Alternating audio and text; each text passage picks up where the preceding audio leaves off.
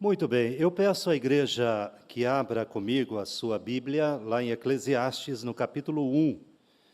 Nós daremos início a uma sequência, uma série de sermões, então, baseado aqui nesse texto de Eclesiastes, e cremos, então, que o Senhor revelou as suas verdades através do autor, as quais, então, são aplicadas à nossa vida nos dias de hoje. Então, faremos aqui com temor e tremor uma exposição no livro de Eclesiastes e crendo em Deus e contando com a graça do Senhor, que Ele nos edificará a igreja através desse texto sagrado. Então, Eclesiastes, no capítulo 1, nós leremos aqui os 3 primeiros versículos.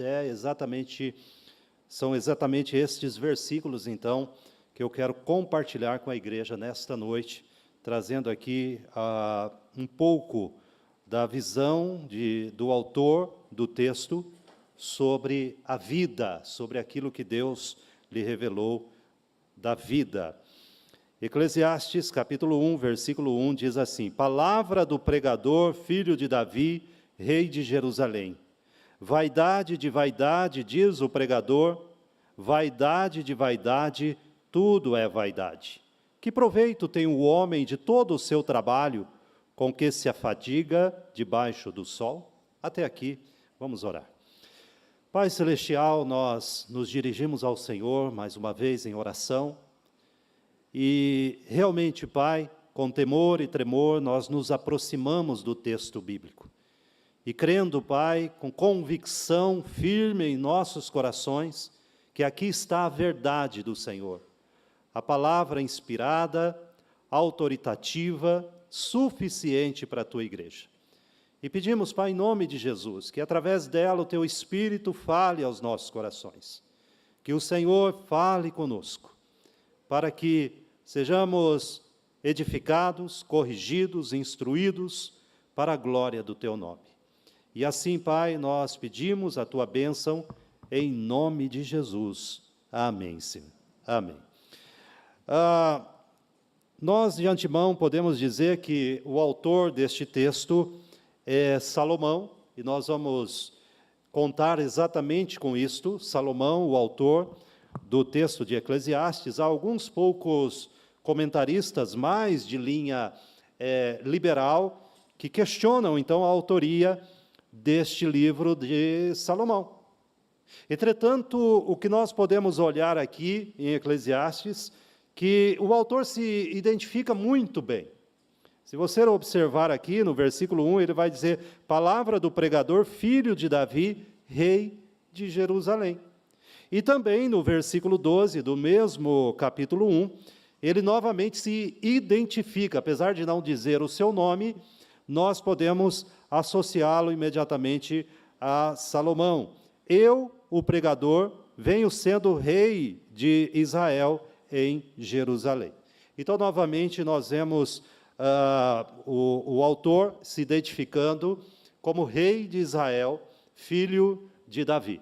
E por todo o livro nós podemos identificar, então, que as experiências aqui do autor, elas só podem ser atribuídas ao rei Salomão. Então, nós vamos ver que Salomão, que é sempre lembrado, então, como uma figura de luxo, riqueza e ostentação, ele escreve, então, este livro, provavelmente lá no final da sua vida, lá na sua velhice.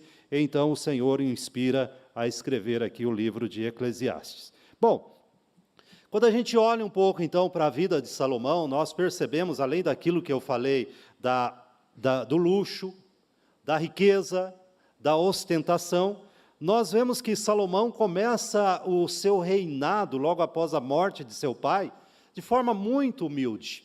Quando a gente vê lá em 1 Reis, capítulo 3, uma certa ocasião, Salomão, então, tem um sonho, e o Senhor aparece a ele, e Salomão havia pedido a Deus sabedoria, e quando o Senhor disse a ele: Salomão, me pede, e exatamente esta frase de Deus a ele: pede-me o que quiseres, e eu te darei.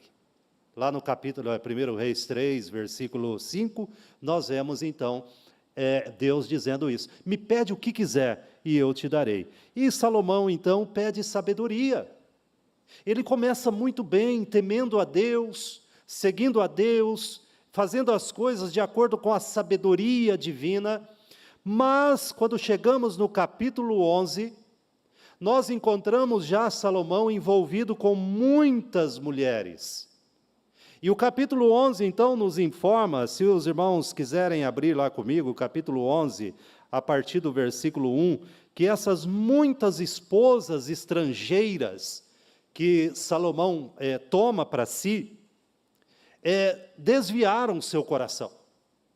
Ele começou, então, a se envolver com falsos deuses, e se volta, então, para a idolatria. No capítulo 11, no versículo 1, diz assim: ora, além da filha de Faraó, amou Salomão muitas mulheres estrangeiras, moabitas, amonitas, edomitas, sidônias e etéias, mulheres das nações de que havia o Senhor dito aos filhos de Israel: não caseis com elas, nem casem elas convosco, pois vos perverteriam o coração para seguirdes os seus deuses.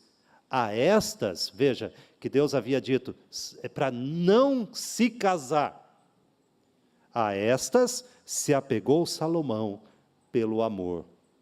Tinha 700 mulheres, princesas, e 300 concubinas, e suas mulheres lhe perverteram o coração.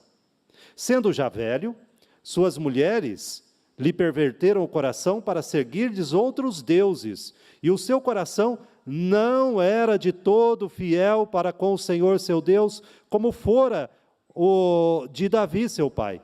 Salomão seguiu a Astarote, deusa dos sidônios, e a Milcom, a abominação dos amonitas. Assim fez Salomão, que era mau perante o Senhor, e não perseverou em seguir ao Senhor como Davi, seu pai. Veja, Salomão começou bem, Salomão começou seguindo os caminhos do Senhor, agindo com sabedoria, mas de repente agora, e o texto vai explicar para a gente por que o coração de Salomão se desviou, primeiramente porque ele não deu ouvidos à palavra de Deus.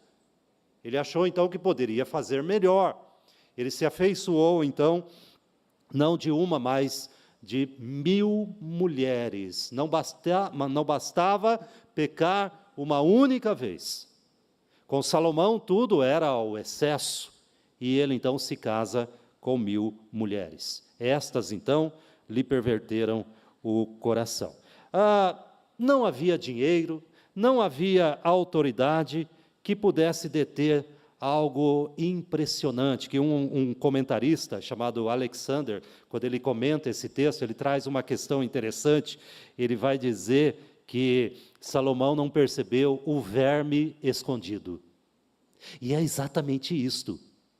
Às vezes a gente não percebe até que seja tarde demais. Salomão não percebeu o verme escondido que já estava a corroer o cetro do seu reino, no qual ele se apoiava. Não adiantava a riqueza, não adiantava a ostentação, não adiantava os reinos aos pés de Salomão. Ele não se apercebeu que o verme escondido estava a corroer o seu reino. Veja, no versículo 9 do mesmo capítulo 11, o Senhor, então, traz a sentença.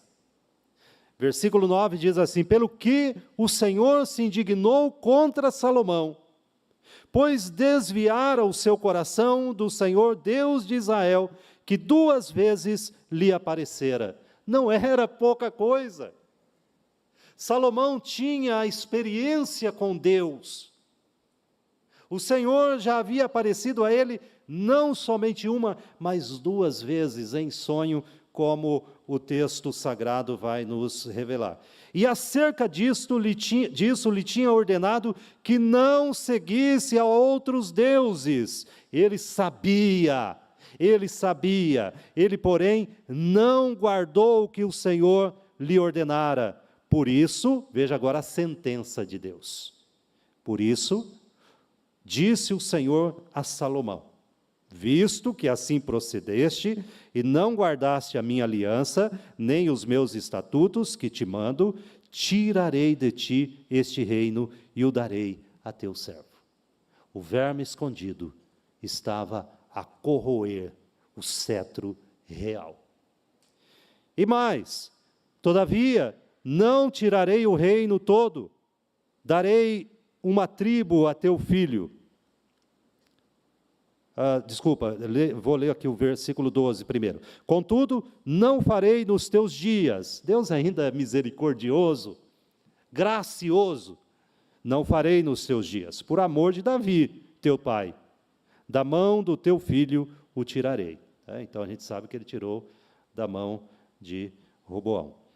Contudo, todavia, não tirarei o reino todo, darei uma tribo a teu filho, por amor de Davi, meu servo, por amor de Jerusalém, que escolhi. Nós sabemos, então, que depois o reino foi dividido, sobrando, então, 2 tribos à família de Davi. Estas foram as consequências. Então, veja, Eclesiastes dá a impressão de ser o tipo de livro que uma pessoa escreveria lá no final da sua vida. Voltando aqui ao texto de Eclesiastes, quando você lê esse livro, você tem essa impressão. Alguém que escreveu já no final, olhando para trás, olhando os erros e acertos, ele então, inspirado por Deus, vai dizer a nós o que de fato nós devemos seguir, o que é vaidade debaixo do sol, o que não é vaidade, o que vale a pena investir a nossa vida. Então, ele reflete sobre as experiências, o que ele aprendeu, as lições aprendidas. Provavelmente, Salomão tem escrito provérbios e cantares, enquanto, vamos dizer, ele ainda era crente, ele escreve, então, provérbios e cantares na época que ele estava firme com Deus. Ele se desviou por um longo tempo do caminho de Deus. E nos parece, o texto não diz isto, o livro, mas nos parece aqui que Salomão, então, no final da sua vida, se volta a Deus, pelo que nós vemos aqui em Eclesiastes, e pode contemplar agora, da visão de um pecador arrependido, o que é, de fato, precioso e aquilo que não é precioso para seguirmos. Bom, nessa perspectiva, então, nós lemos aqui esses 3 versículos e refletimos algumas palavras e expressões que Salomão coloca aqui. E ele vai dizer, então, para nós, da perspectiva de quem vive abaixo do sol. Então, veja, ele nos leva a olhar para esta vida abaixo do sol. E quando nós olhamos esta vida abaixo do sol, ele também usa a expressão abaixo do céu, nós podemos ver que nada vale a pena de forma permanente. E desta forma o livro nos leva então a viver uma vida acima do sol. Ou seja, nós vivemos aqui, Salomão vai dizer isso, nós vivemos ainda abaixo do sol, mas a nossa mente, a nossa convicção, a nossa esperança não pode estar abaixo do sol, mas acima do sol. E é nessa perspectiva, então, que nós vemos Salomão escrevendo. Bom, primeiramente, eu quero abordar aqui um tema que uma palavra que vai aparecer muito no livro, a palavra vaidade. Então, você vai ver aí no versículo 2, ele dizendo assim: vaidade de vaidades, diz o pregador, vaidade de vaidades, tudo é vaidade. Ele vai repetir isso 35 vezes. 35 vezes. É interessante, porque quando a gente vê Eclesiastes, ele, lá no finalzinho, lá no capítulo 12, ele diz assim, quando ele foi escrever este livro aqui, ele escolheu cuidadosamente as palavras. Ele viu quais palavras seriam melhores. Então, nenhuma palavra, por 2 motivos. Por 2 motivos, nenhuma palavra aqui está solta. Primeiro, porque Salomão disse assim, eu vou escolher as melhores palavras. E essas palavras servirão como aguilhão e como pregos. Lembra que o aguilhão, aquela haste com uma ponta de ferro que cutucava o boi preguiçoso. Né? Então, o aguilhão, quando o boi, aquele boi manhoso, preguiçoso, o aguilhão, então, cutucava e ele tinha que se mexer. Então, ele está dizendo, as minhas palavras que eu escolhi é para cutucar gente acomodada. Mas também elas são pregos bem fixados, ou seja, para que nós tenhamos convicções do que nós cremos. Então, se ele escolheu cuidadosamente, então, cada palavra aqui, ela de fato tem um peso. A segunda razão é porque nós cremos na inspiração deste livro, e é a principal razão. Cada palavra aqui, então, aprove não só a Salomão, mas ao Espírito Santo, colocá-la para a nossa instrução, para que nós sejamos por elas, então, admoestados. Então, a palavra vaidade, que aparece repetida 35 vezes, é uma palavrinha na língua hebraica, eu vou trazer aqui porque ela é muito interessante. É a palavrinha revel, é vaidade. Tá? Então, ela significa algo vazio, algo fútil, vapor. Então, tudo que desaparece rapidamente sem deixar vestígio é revel. Por exemplo, as crianças gostam muito de brincar com bolha de sabão, para não dizer que os adultos também, né? Faz aquela bolha de sabão, tal, né? É divertido. Então, a bolha de sabão é uma boa ilustração do que é um revel. A bolha de sabão, quando ela é feita, aquela bolha bonita, flutuando no ar, inclusive refletindo a luz ali, colorida, mas quando ela estoura, não sobra nada, é nada. Ela foi bela por um instante, mas ela estourou e ela agora é um revel. É exatamente isto que Salomão está dizendo. Tudo que está debaixo do sol é revel, é futilidade, é um vapor, é algo, então, que não tem permanência, é um vazio. Quando ela estourar, não sobrará nada. Então, ele vai falar sobre isto ao longo do seu livro, ao longo aqui desta carta. Bom, e em contraposição a isto, nós temos o que é realmente verdadeiro, permanente. E se você abrir a sua Bíblia lá em 2 Coríntios, capítulo 5, você vai encontrar Paulo falando exatamente o contrário do revel, do fútil, do vazio, do vapor, daquilo que aparece por um instante e aí se dissipa e vira em nada, e você fala, bom, agora eu tenho, e de repente não tem, porque nada, e aqui é o ensino de Salomão, nada que está debaixo do sol tem permanência perene. E Paulo, então, nos explica que há algo que não se desfaz, é eterno. 2 Coríntios 5, a partir do versículo 1, a palavra do Senhor nos diz assim: sabemos que se a nossa casa terrestre deste tabernáculo se desfizer, ou seja, virar revel, acabou, não tem mais. Ok, essa é a perspectiva debaixo do sol, isso vai acontecer, isso vai acontecer. Homens que há 100, 200 anos atrás eram tudo, podiam tudo, faziam tudo, mas agora só sobraram os seus ossos, e não sobrará nada, e o pó voltará ao pó. Então Paulo fala, sabemos disso, sabemos que vai se desfazer. Aí ele coloca o que é eterno. Temos da parte de Deus um edifício, casa não feita por mãos, eterna nos céus. E por isso, neste tabernáculo, gememos, aspirando por sermos revestidos da nossa habitação celestial, se todavia formos encontrados vestidos e não nus, pois, na verdade, os que estamos neste tabernáculo, gememos angustiados, não por querermos ser despidos, mas revestidos, para que o mortal seja absorvido pela vida. Ora, foi o próprio Deus quem nos preparou para isto, outorgando-nos o penhor do Espírito. Então, Paulo tem uma perspectiva eterna da vida, e ele vai dizer assim, no versículo 4, pois, na verdade, os que estamos neste tabernáculo, gememos angustiados. Então, nós gememos por não querer mais a vida, não é isso que ele diz, nós gememos não por querermos ser despidos, ou seja, se livrar da vida. Nós podemos aqui pôr pensamentos, né, de pôr fim à vida.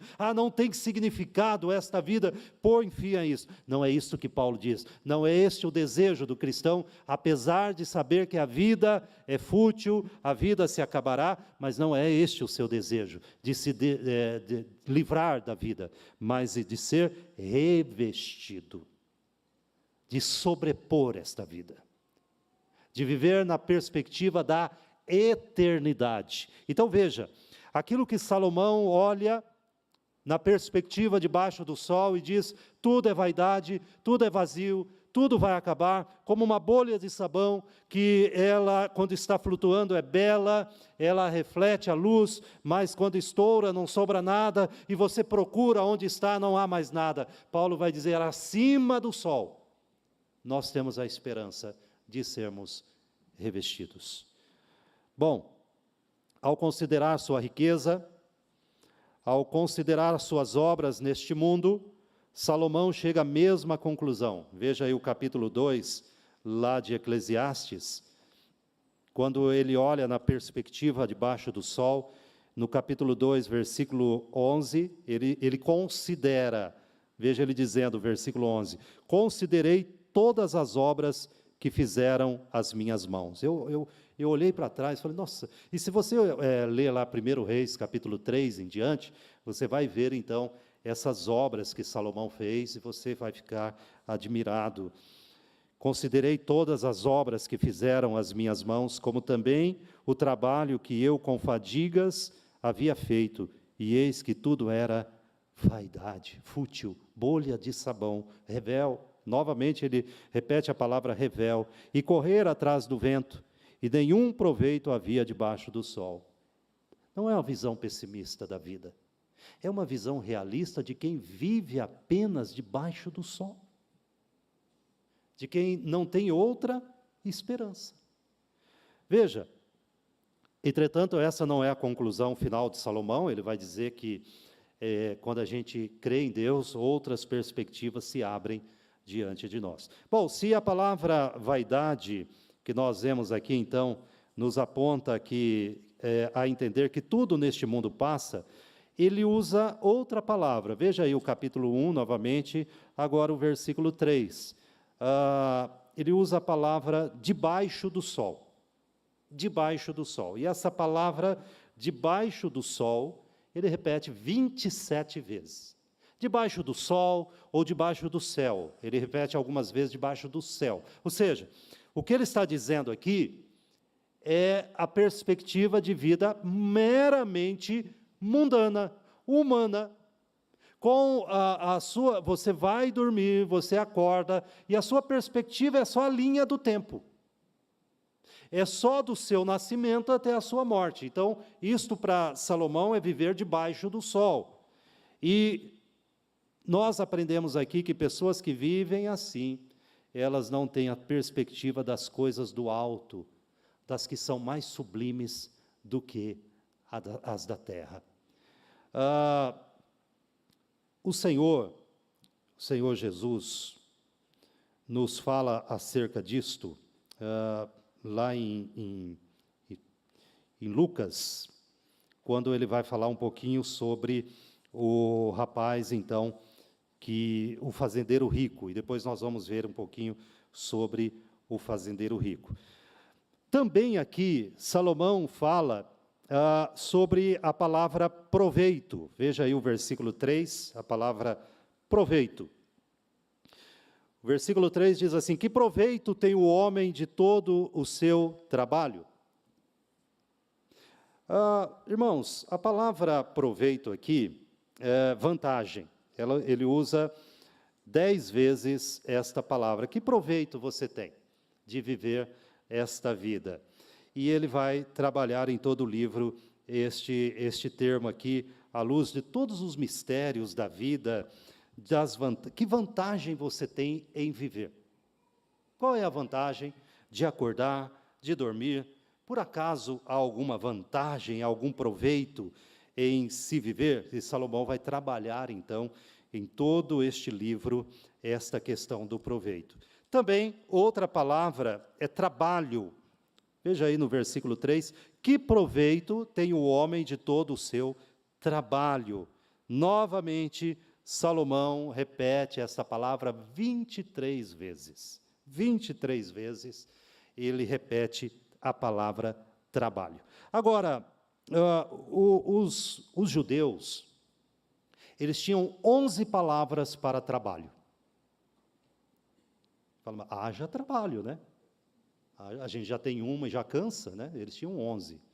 11 palavras para se referir trabalho. E como a gente falou, Salomão escolheu cuidadosamente. Ele tinha 11 para escolher, e ele escolheu uma. E esta uma ele repete nas 23 vezes que ele coloca aqui. A palavra trabalho. E que palavra é esta? Ele usa uma palavrinha que é amai. Não é o nosso verbo amar, não, viu? A palavrinha amai. Tinha 11, ele escolheu esta. E esta palavra significa trabalhar até a exaustão. Trabalhar até sentir pouca ou nenhuma realização do seu trabalho. Então, ele escolheu a pior palavra do vocabulário hebraico para falar do trabalho debaixo do sol. De um homem, de uma mulher, que não tem perspectiva de Deus acima do sol. E ele vai dizer que o trabalho que essas pessoas realizam é um trabalho de exaustão, é um trabalho com pouca ou nenhuma realização. É enfado, é trabalhar para nada, para coisa alguma. E ele usa esta palavra e a liga exatamente à palavra vaidade. Do fruto do seu trabalho não sobrou nada. E esta palavra ainda dá uma ideia de tristeza, miséria, frustração, fadiga. É aquele tipo de trabalho, então, que ele está se referindo, que você trabalha, ninguém reconhece, você fica cansado, exausto, frustrado, você tem crises nervosas no seu trabalho, o seu trabalho acaba com a sua saúde. É disto que Salomão está falando. E olha que ele realizou muitas obras. E ele fala das suas obras como trabalho, e ele fala, olha, eu fiz obras, ou trabalhei. E a palavra trabalho que ele usa é a mesma, a palavra amai, ou seja, eu trabalhei nada. Não realizei nada, foram trabalhos para um vazio, eu senti vazio. E por que ele sentiu vazio? Porque ele fez para ele e não para Deus. Veja, Jesus fala sobre isto, e agora sim eu quero ler o texto de Lucas 12, lá no versículo 20 e 21, é um texto conhecido. Jesus fala do fazendeiro louco, todos nós conhecemos.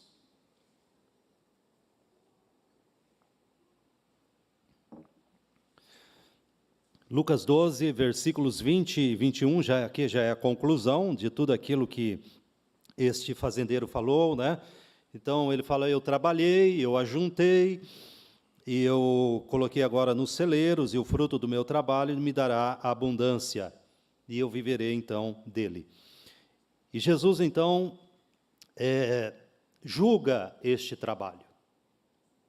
E este trabalho, então, é deste trabalho que Salomão está falando. Quando você ajunta para si mesmo e não é rico para com Deus. Versículos 20 e 21 diz assim, mas Deus lhe disse, então ele esperava ter como resultado a abundância, mas Deus dá outro resultado. Primeiro, Deus o chama de louco. Esta noite te pedirão a tua alma. Segundo, Deus diz que ele será recolhido. E o que tens preparado, para quem será? Ou seja, qual é o fruto do seu trabalho? Para que você trabalhou? É exatamente isto que Salomão está dizendo assim, ali. Assim é o que entesoura para si mesmo, e está aqui o grande problema. São pessoas que trabalham para si mesmos e não são ricas para com Deus. Salomão chama então deste trabalho de um trabalho sem resultado. Você pode até pensar, bom, pessoas trabalham até a exaustão, sacrificam horas, preferem o trabalho do que estar, por exemplo, na casa de Deus, preferem o trabalho do que estar com as suas famílias, eles trabalham até a exaustão para terem alguma coisa e talvez até consigam. Mas o que Salomão está dizendo é que no final, quando esta bolha estourar, este trabalho não renderá nada. Assim é o que é rico para si mesmo, mas pobre para com Deus. Veja, é evidente que, do ponto de vista debaixo do sol, o trabalho diário de uma pessoa, quando observado, e até mesmo nós como cristãos, quando observamos do ponto de vista de Deus, ela é fútil e penoso. Você trabalha hoje para ter que trabalhar amanhã de novo. Como a gente ouve muitas donas de casa reclamando, poxa, eu limpo a casa, amanhã tem que limpar de novo. Bem-vindo. Esse é o trabalho do AMAI, Ele sempre tem que ser feito de novo, e de novo, e de novo. Do ponto de vista debaixo do sol, parece que não tem nenhum sentido o trabalho. Mas 1 Coríntios, capítulo 15, versículo 58, Paulo, então, nos dá uma perspectiva do trabalho, e ele vai dizer que nós devemos trabalhar com alegria dentro da vontade de Deus, sabendo que no Senhor o nosso trabalho não é o quê? Vão. Quando o nosso trabalho é feito em Deus, veja que certamente Jesus está se referindo à perspectiva de Eclesiastes. Um trabalho meramente debaixo do sol parece repetitivo e sem sentido. E de fato é. Mas quando ele é feito no Senhor, ele não é vão. Ele não será esta bolha que estourará. Mas certamente glorificará aquele que deve ser glorificado. Bom, também, irmãos, eu quero observar aqui outra terminologia que Salomão traz. No versículo 3, ele fala do homem. Que proveito tem o homem? E esta palavra homem também, ele repetirá várias vezes, 35 vezes no seu livro. Então, ela é uma palavra importante que aparece para Salomão. Novamente, a palavra homem em hebraico tem várias possibilidades. Você utilizar alguma palavra para homem, mas ele usa a palavra Adama, que vem a palavra Adão. Adão. Adão é uma palavra que se traduz para homem. Mas tem outras, várias outras, que você pode traduzir, inclusive muitas delas mais comuns aqui a alguns profetas. Mas ele escolheu exatamente esta. Então, por quê? Exatamente porque está ligado às questões anteriores. A palavra Adama, para homem, é para dizer assim, você veio do pó, e do pó tornará. Ele poderia ter usado outras palavras, que são mais duráveis, mas ele usa a palavra da perspectiva humana mesmo, debaixo do sol. Você é Adão, você veio do pó e você vai tornar ao pó. Que arrogância é esta? Que pretensão é esta? Que descaso das coisas preciosas são essas? Por que buscaríamos, então, em primeiro lugar, as coisas debaixo do sol, em detrimento das coisas acima do sol? É exatamente isto que Salomão, então, vai nos mostrar aqui. O homem é feito à imagem de Deus, e ele poderia ter abordado esse aspecto quando falasse de homem. Há palavras que denotam, então, o homem como imagem de Deus, mas ele usou a palavra homem como pó. Pó. Passaremos. Como eu já falei outras vezes aqui, daqui 100 anos não importa mais que roupa que você usou, que carro você dirigiu, que casa você morou, que comida você comeu. Não importa, você já virou pó. Mas importará se você prezou mais as coisas deste mundo ou as coisas de Deus. Sendo assim, observando essas palavras que são colocadas aqui nesses primeiros 3 versículos, que se repetirão por toda a carta, e por isso que eu quis abordá-la, eu penso que nós podemos fazer aqui algumas aplicações para a nossa vida. E há muitas aplicações práticas neste livro, e eu quero, então, trazer aqui 3 aplicações, rapidamente. Primeiro, creio que esse texto se refere àqueles que não creem em Jesus. Ele se dirige a este público e convida estas pessoas, não sei se esta é a sua condição, e quando eu falo não crer em Jesus, eu estou dizendo, não é que você não crê que Jesus exista. Eu sei que se você entrou na igreja, provavelmente, muito dificilmente será este o teu caso, de ser alguém que não crê em Cristo no sentido mais amplo da palavra. Mas o que nós estamos querendo dizer é que se você vive esta vida debaixo do sol, sem depositar a sua confiança no Redentor. Se trata disso. Talvez você possa dizer, eu creio em Cristo, mas vive como vive um mundano. As suas aspirações são só abaixo do sol. A sua esperança está concentrada abaixo do sol. O seu trabalho é para adquirir coisas abaixo do sol, e tudo na sua vida, a perspectiva é debaixo do sol. Então, creio que esse texto nos traz uma exortação e um alerta para aqueles que ainda não depositaram a sua fé em Cristo Jesus, o façam. E coloque o seu pensamento, o seu coração e a sua vida em Jesus. Jesus mesmo nos diz lá em Marcos 8, 36, observe esse versículo, que aproveita o homem ganhar o mundo inteiro e perder a sua alma. Salomão experimentou de tudo na vida.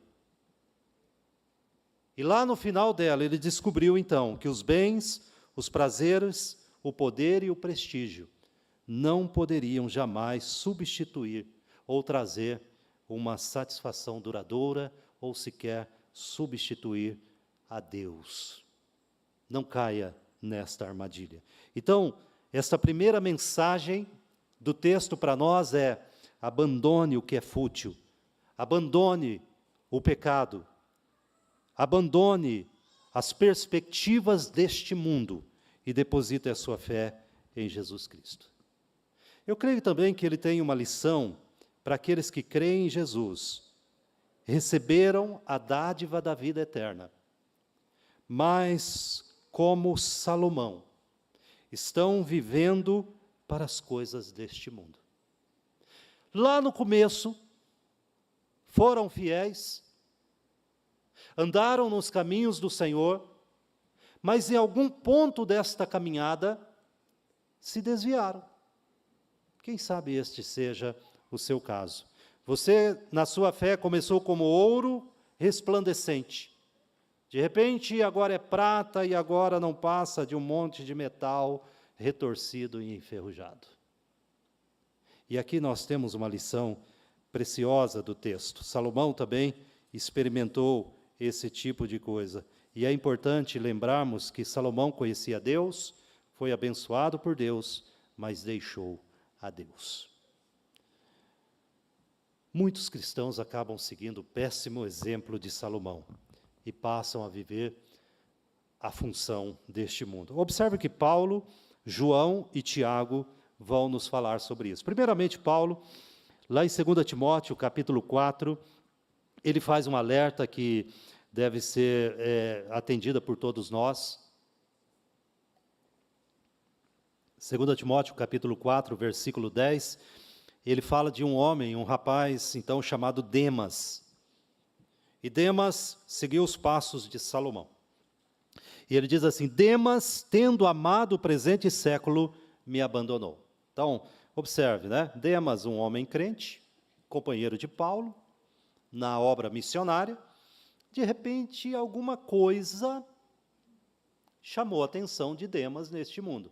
Ele fala que ele amou o presente século e abandonou a fé cristã. Temos João também, lá em 1 João, capítulo 2, versículo 15, e ele traz uma advertência para nós. Veja aí, capítulo 2, versículo 15 de 1 João, diz assim: não ameis o mundo, nem as coisas que há no mundo. Também um alerta, cuidado, que como Salomão, você pode dizer, bom, eu não tenho a riqueza que tinha Salomão. Não se engane, ao desviar da fé não precisa muito, não. Me lembro um pastor contando uma história de um rapaz da igreja, uma família muito carente,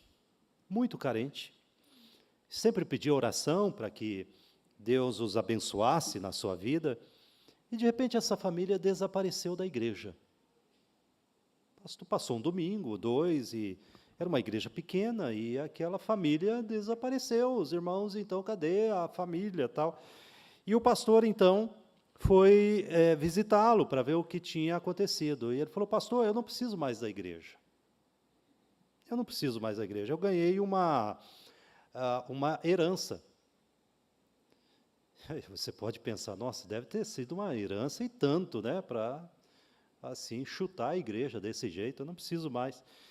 Ele tinha ganhado meio terreno, perto de um barranco, no meio do nada lá, e ele achou aquilo, então, tão maravilhoso que decidiu abandonar a igreja. Veja que não precisa de muito, só precisa de um coração que ama este mundo. Então, o alerta de João para nós: não ameis o mundo, nem as coisas que há no mundo. E Tiago, finalmente, ele traz uma admoestação aos cristãos. No capítulo 1 de sua carta, no versículo 27, ele nos diz assim, uma parte aqui do versículo: a si mesmo, falando do cristão, a si mesmo guardar-se incontaminado do mundo. Irmãos, quando passamos a viver para o mundo e não para a vontade de Deus, começamos a ver as coisas e a vida do ponto de vista errado, das coisas debaixo do sol e não acima do sol. Em vez de buscarmos as coisas do alto, como Paulo diz lá em Colossenses 3, buscamos as que são aqui da terra. E creio também, por último, que Eclesiastes tem uma mensagem para o cristão fiel. O cristão que deseja servir a Deus e ao Senhor e ter uma vida realizada em Cristo Jesus. E talvez o grande alerta que Salomão diz é, olha, vivam debaixo do céu para os cristãos fiéis, vivam a expectativa e a perspectiva da vida, no exemplo que Paulo nos falou lá em 1 Coríntios. Vivam a vida não querendo se desfazer dela, mas vivam a vida numa expectativa santa e abençoada de ser revestidos da imortalidade. E enquanto isto, vivam uma vida para a glória do Senhor. Eu creio que esse texto, então, de Eclesiastes trará para nós, enquanto estamos aqui, a maneira que nós podemos viver debaixo do céu, de tal forma que o nosso coração e a nossa mente jamais se esqueça daquilo que está acima do céu. Que Deus nos abençoe.